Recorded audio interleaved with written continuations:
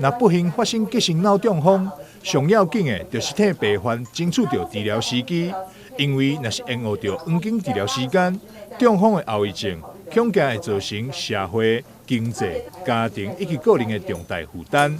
对此，台南市政府支持新台病院建立急性脑中风转诊平台，争取黄金治疗时间。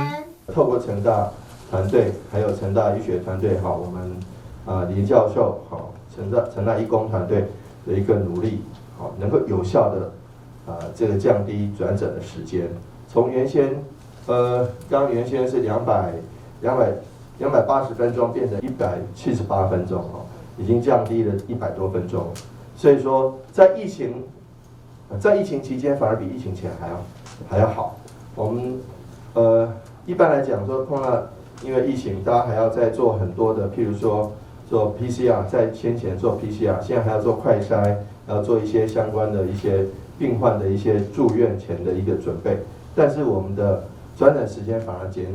减少了，这个很谢谢我们成大的团队，还有谢谢所有我们责任医院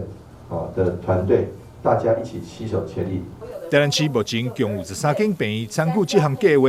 提供急性脑中风患者进行静脉血栓溶解药物治疗。其中有3间病院，包含新台病院、基美病院以及安南病院，会当进行较困难的动脉内血栓移除手术治疗。就是大家资源是共享的，我们一起来把这个努力。你看，3家责任医院可以把这个做取栓的动作，其他10家的就是可以做初步的血栓溶解，这些的一个手术。所以对于病人来讲，我们的预后是差很多的。因为我们脑中风目前在10大省市是第4名是第4名。那更不要讲因为脑中风而造成残障的这些。所以我们未来希望台南市未来失能的人能够减少，也就是这个紧急医疗的重要性。这套系统是由新台病院中风中心甲新台医学工程研究所教授林哲伟合作建立，为去年10月正式投入急性欠缺性脑中风转诊。经过统计，明显予大血管塌条病患自症状发生，经由转诊到会当接受动脉取栓的病院，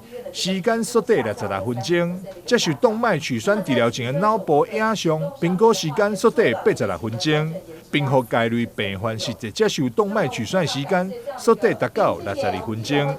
台南新闻张硕维采访报道。